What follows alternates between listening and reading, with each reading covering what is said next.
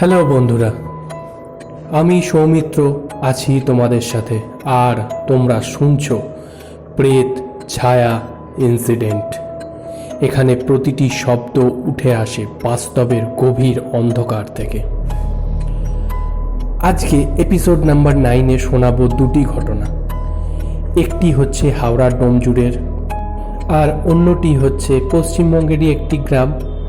বিশেষ করে নামটা উল্লেখ করা নেই। তো চলো ঘটনায় যাওয়া যাক। আর একটা কথা বলে রাখি, তোমরা যদি আমার চ্যানেলে নতুন হয়ে থাকো অবশ্যই সাবস্ক্রাইব করে নিও, কারণ আমার এই রকম ধরনের এপিসোড আসতেই থাকে প্রতি শনিবার ও রবিবার রাত ঠিক 10টায়। চলো ঘটনায় যাওয়া যাক। প্রথম ঘটনাটি পাঠিয়েছে সৈকত হাজরা। সে লিখছে হাওড়া ডোমজুড় থেকে। ডোমজুড়ের দেউলপুর গ্রামের আজ থেকে প্রায় 38 বছর আগেকার এই ঘটনা। একটা বাঁশবাগানে সাক্ষী ছিল এমন এক ঘটনার, যার কথা আজও ভাবলে স্থানীয় মানুষের গলা শুকিয়ে আসে। এই ঘটনা আমার নিজের নয়, এই ঘটনা আমার কাকার জীবনের সবচেয়ে ভয়ঙ্কর অভিজ্ঞতা। সালটা ছিল 1987। আমি আমার মতো করে এবারে ঘটনাটা শোনাচ্ছি। সৈকতের কাকার বয়স তখন মাত্র 12 বছর। গ্রামে স্কুলে পড়ত, দুরন্ত ও সাহসী ছেলে। সেই সময় দেউলপুর গ্রামটা আজকের মতো এত আলো আর রাস্তায় ভরা ছিল না। চারদিকে মাঠ, জঙ্গল আর বড় বড় বাঁশবাগান।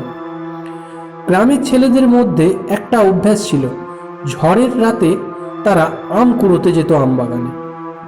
সেই রকমই ছিল তার কাকা। একদিন বর্ষার রাত, সন্ধ্যার পর থেকেই আকাশ ভারী হয়ে আসে। হঠাৎ করে শুরু হয় বজ্রপাত, ঝমঝমিয়ে বৃষ্টি ও ঝোড়ো হাওয়া। পুরো গ্রাম যেন কেঁপে উঠেছিল। ঝড় একটু কমতেই কাকার মাথায় আসে, এখন দিনে অনেক আম পড়ে থাকবে। রাত তখন প্রায় 9টা, হালকা অন্ধকার, আকাশেও মেঘ আছে। কাকা একা বেরিয়ে পড়ে। ডোমজুড়ের দেওলপুরের সেই পুরনো বাঁশবাগানের ভেতর দিয়ে, চারদিকে বাঁশের পাতা খসখস শব্দ, ভেজা মাটির গন্ধ, ঝড়ের পর অদ্ভুত একটা নীরবতা। আমবাগানের পৌঁছে কাকা দেখে একটা পরিচিত ছায়া। ভালো করে তাকে দেখতেই চিনতে পারে ওটা তারই বন্ধু রমেশ। রমেশও আম কুড়োচ্ছে। কাকা একটু অবাক হয়ে ভাবে, ঝড়ের পর সবাই তো আসে, আজকে একা কেন রমেশ? দুজনের মধ্যে তেমন কোনো কথা হয়নি, শুধু চোখাচোখি। রমেশের মুখটা কেমন যেন ফ্যাকাশে লাগছিল, কিন্তু তখন সেটা কেউই গুরুত্ব দেয়নি। কিছুক্ষণ পর দুজনেরই আম কুড়োনো শেষ হওয়ায় রাত তখন আরো গভীর। ফিরে আসার সময় কাকা বলে, আমি বাঁশবাগানের ভিতর দিয়ে যাচ্ছি, তুই আয়। রমেশ কিছু বলে না, শুধু চুপচাপ দাঁড়িয়ে থাকে। কাকা বাঁশবাগানের ভেতর ঢুকতেই চারপাশ আরো অন্ধকার হয়ে আসে। বাঁশের গাছগুলো আকাশ ছুঁয়ে আছে, হাওয়ায় বাঁশের ঘষা লাগছে, কিরকির শব্দ উঠছে। হঠাৎ কাকার চোখ পড়ে পিছনের দিকে। কাকা দেখে রমেশ একটা লম্বা বাঁশ গাছের উপর উঠছে। না, ঠিক উঠছে না, ঠিক যেন বেয়ে বেয়ে উঠে গেল। মনে হচ্ছিল মানুষ না, কিছু একটা ভুল দেখছে সে। রমেশের শরীরে নড়াচড়া একদম স্বাভাবিক ছিল না। ঠিক তখনই হঠাৎ একটা বজ্রপাত, পুরো বাঁশবাগান আলোয় ভরে যায়। কাকা স্পষ্ট দেখতে পায় রমেশের মুখ চোখ একেবারে ফাঁকা, ফ্যাকাশে হয়ে আছে। কাকার শরীর জমে যায়, আর এক মুহূর্ত দাঁড়ায়নি। সে ভাবে দৌড়ে বাড়ি পালিয়ে যাব, এবং সে বাড়ি পালিয়ে আসে। পিছনে আর কখনোই তাকায়নি। কিন্তু কাকা তখনও জানতো না, যাকে সে বাঁশ গাছে উঠতে দেখেছিল সে মানুষ ছিল না। আর তার আসল সত্য পরের দিন সকালে পুরো গ্রামকে কাঁপিয়ে দেয়। গত রাতে সেই দৃশ্য, বাঁশ গাছ বেয়ে উঠে যাওয়া, খালি চোখ, অস্বাভাবিক নড়াচড়া, এই সব কিছু কাকার মাথা থেকে কিছুতেই যাচ্ছিল না। সারা রাত সে জ্বরে কাঁপছিল। ভোর হতেই গ্রামের অদ্ভুত একটা গুঞ্জন শোনা যায়। লোকজন ছোটাছুটি করছে, কেউ কাঁদছে, কেউ চিৎকার করছে। কাকা তখনও জানতো না এই কান্নার কারণ কি। হঠাৎ এক প্রতিবেশী দৌড়ে এসে বলে, রমেশ আর নেই। কাকার বুকটা ধক করে ওঠে। সে জিজ্ঞাসা করে, মানে? জানা যায় গতকাল ঝড়ের সময় রমেশ আম কুড়োতে বেরিয়েছিল। আম বাগানে যাওয়ার পথে ঝড়ে ভেঙে পড়ে এক বিশাল গাছের ডাল। সেই ডাল রমেশের মাথার উপর পড়ে, মাথা ফেটে যায়, ঘটনাস্থলেই তার মৃত্যু হয়। ঠিক সেই সময় যখন কাকা তাকে জীবিত অবস্থায় দেখেছিল, ঠিক সেই সময়তেই তার মৃত্যু হয়। এই কথাগুলো শুনে কাকার হাত পা ঠান্ডা হয়ে যায়, মুখ দিয়ে কোনো শব্দ বেরোয় না। তার মাথায় শুধু একটাই প্রশ্ন, তাহলে আমি কাকে দেখেছিলাম? কাকা জোর করেই রমেশের বাড়িতে যায়। ঘরের মাঝখানে চ্যাটাইয়ের উপর রমেশের নিথর দেহ শোয়ানো, মাথায় কাপড় বাঁধা, চারদিকে লোকজন কাঁদছে। কাকা চোখ সরাতে পারছিল না। রমেশের মুখটা দেখে কাকার মনে পড়ে যায় গত রাতে আমবাগানে দেখা সেই মুখ। একই ফ্যাকাশে ভাব, একই ফাঁকা চোখ। পার্থক্য শুধু একটাই, এবার রমেশ নড়ছে না। গ্রামের বয়স্করা ফিসফিস করে বলছিল, অকালে মারা গেছে, আত্মা বুঝতে পারে না যে সে মারা গেছে। শেষ কাজটা করতে গিয়ে ওরা আবার ফিরে আসে। রমেশ বেরিয়েছিল আম কুড়োতে, মৃত্যুর পরেও সে কি সেই কাজটা করছিল? গ্রামের লোকেরা বলে ওই বাঁশবাগানে নাকি আগেও রাতে ছায়া দেখা গেছে, বিশেষ করে ঝড়ের রাতে। বাঁশ গাছ নাকি আত্মাদের খুব টানে। কাকা কাউকে জানায়নি। কয়েকদিন পর আবার বাঁশবাগানের ধারে যায়। সেই বাঁশ গাছের দিকে তাকিয়ে থাকে যেটায় রমেশ উঠেছিল। অদ্ভুতভাবে ওই গাছের গায়ে হাতের দাগের মতো চিহ্ন ছিল, যেন কেউ সত্যি উঠেছিল। এই ঘটনার পর কাকা আর কোনোদিন রাতে আম কুড়োতে যায়নি, বাঁশবাগানেরও ধার মারায়নি। আজও ঝড় উঠলে তার শরীর কেঁপে ওঠে। এই ঘটনা প্রমাণ করে সব মৃত্যু একই রকম নয়, সব আত্মা সঙ্গে সঙ্গে চলে যায় না। কিছু আত্মা শেষ কাজটা শেষ করতে ফিরে আসে।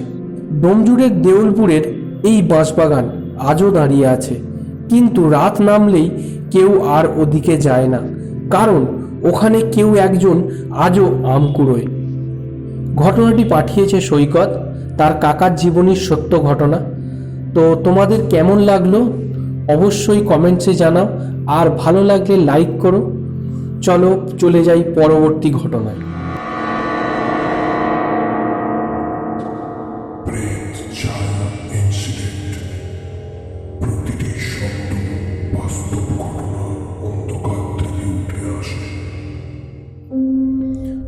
পরবর্তী ঘটনাটা হচ্ছে একটি ব্ল্যাক ম্যাজিক নিয়ে।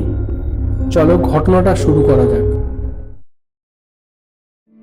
আমরা অনেকেই বিশ্বাস করি ভূত মানে মৃত আত্মা, কিন্তু কিছু কিছু ভয় আছে যেগুলো মৃত নয়, তবু মৃত্যুর থেকে ভয়ঙ্কর। কালো জাদু। আজকের ঘটনা কোনো কবরস্থানকে ঘিরে নয়। এই ঘটনাটি ঘটেছিল একটা জীবন্ত মানুষের শরীরের ভিতরে। এই ঘটনা পাঠানো হয়েছে পশ্চিমবঙ্গেরই একটা গ্রাম থেকে। নাম প্রকাশ করা হয়নি, কারণ আজও সেই পরিবার ভয়ে থাকে। গ্রামটা খুব সাধারণ। গ্রামে সবাই একে অপরকে চেনে, আর সেই গ্রামেই ঘটেছিল একটি পরিবারের সঙ্গে এই ঘটনা। 4 জনের সংসার। সংসারে থাকেন বাবা মা, এক ছেলে ও এক মেয়ে। ছেলেটার নাম অরূপ। সব কিছুই ঠিকঠাক চলছিল, যতদিন না অরূপের জীবনে একটু অদ্ভুত পরিবর্তন আসে। হঠাৎ করেই অরূপ রাতে ঘুমোতে পারত না, একা একা কথা বলতো, আয়নার সামনে দাঁড়িয়ে থাকতো অনেকক্ষণ, কারণ নাম না নিয়ে ফিসফিস করত। সবচেয়ে ভয়ঙ্কর ব্যাপার, রাতে ঘুমানোর মধ্যে সে বলতো, আমি আসছি, ওকে নিয়ে যাব। মা বাবা প্রথমে ভাবলো হয়তো মানসিক চাপ, কিন্তু ধীরে ধীরে অরূপের চোখের চাহনি বদলে যেতে লাগলো। এক রাতে অপূর্ব হঠাৎ চিৎকার করে ওঠে। সবাই দৌড়ে এসে দেখে তার বুকের উপর কালো রঙের আঁচড়ের মতো দাগ। ডাক্তার দেখানো হয়। ডাক্তার স্পষ্ট বলে এগুলো কোনো রোগের লক্ষণ না। সেই রাত থেকেই ঘরে অদ্ভুত ঘটনা শুরু হয়। দরজা নিজে নিজে বন্ধ হওয়া, পুতুল উল্টে পড়ে যাওয়া, ঠাকুর ঘরে ধূপ নিভে যাওয়া। গ্রামের বয়স্ক এক মহিলা বলে এটা অসুখ না, এটা কালো জাদু। জানা যায় কিছুদিন আগে অরূপের বাবার সঙ্গে গ্রামেরই এক লোকের বড় ঝগড়া হয়েছিল। সেই লোকটার বদনাম ছিল শ্মশান সাধনা করত, কালো জাদু বা তান্ত্রিক গোছের কেউ ছিল। গ্রামের কেউ তার বাড়ির পাশ দিয়ে রাতে যেত না। শেষে বাধ্য হয়ে অরূপকে নিয়ে যাওয়া হয় একজন ওঝার কাছে। ওঝা অরূপকে দেখেই বলে, ছেলেটা শরীর দখল করা হয়েছে। এটা ভূত না, এটা বাধা দেওয়া আত্মা, কালো জাদু দিয়ে ঢোকানো হয়েছে। ওঝা বলে, এই আত্মাকে ডাকা হয়েছে একটা কালো ঘরে বসে মাটির নিচে কিছু পুঁতে। ওঝা কথা মতো গ্রামের লোকেরা খোঁজ করে। সেই সন্দেহভাজন লোকটার বাড়ির পিছনে মাটি খুঁড়ে পাওয়া যায় পুতুল, মানুষের চুল, নোক আর একটি কাগজের লেখা অরূপের নাম। এই জিনিসগুলো দেখেই সবাই নিশ্চিত হয়ে যায় এটা কালো জাদু। উদ্দেশ্য একটাই, অরূপকে মেরে ফেলা। সেই রাতেই ওঝা বিশেষ পুজো শুরু করে। রাত বাড়ার সঙ্গে সঙ্গে অরূপের গলা বদলে যায়। সে বলে, আমাকে পোড়াস না, আমি যাব না। হঠাৎ করেই ঘরের আলো নিভে যায়, বাতাস ভারী হয়ে ওঠে। ঠিক তখন অরূপ জ্ঞান হারিয়ে পড়ে। পরের দিন সকালে অরূপ সুস্থ, চোখে আবার আগের মতো আলো। কিন্তু সে বলে, আমি একটা কালো ঘর দেখছিলাম, ওখানে আমাকে বেঁধে রাখা হয়েছিল। সেই ঘটনার পর যে লোকটা কালো জাদু করেছিল সে গ্রাম ছেড়ে পালিয়ে যায়। শেষে এটুখানি বলতে চাই, ভূতকে কি দেখা যায়? আর কালো জাদু দেখা যায় না, শুধু ধীরে ধীরে মানুষটাকে শেষ করে দেয়। সব ভয় অন্ধকার থেকে আসে না, কিছু ভয় থাকে মানুষের মনের ভিতরে। তো তোমাদের শেষ ঘটনাটি কেমন লাগলো অবশ্যই কমেন্টসে জানাও। আর যদি ভালো লাগে অবশ্যই লাইক করতে ভুলো না, আর নিজেদের বন্ধুদের সঙ্গে শেয়ার করো। আর আরেকটি কথা, আমার চ্যানেলে যদি তোমরা নতুন হয়ে থাকো অবশ্যই চ্যানেলটাকে সাবস্ক্রাইব করে রেখো, কারণ এই ধরনের ঘটনা আসতেই থাকে প্রতি শনিবার ও রবিবার রাত 10টায়। চলো আজকের জন্য টাটা। তোমরা এতক্ষণ শুনছিলে প্রেত, ছায়া, ইনসিডেন্ট। এখানে প্রতিটি শব্দ উঠে আসে বাস্তবের গভীর অন্ধকার থেকে।